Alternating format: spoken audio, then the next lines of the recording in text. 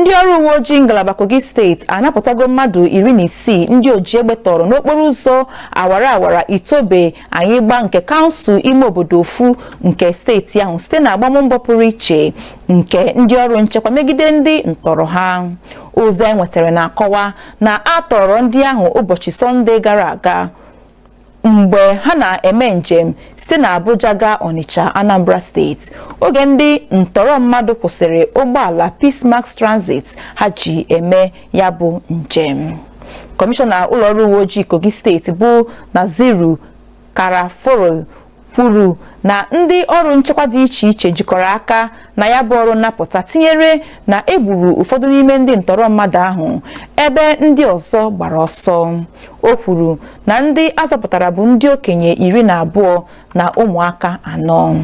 Otu onye ọrụ nchekwa vigilanti nwụrụ ebe otu onye uwe ojii nwetara mmerụ ahụ mgbe egbe dapụtara n'etiti ha na ndị omekome ahụ.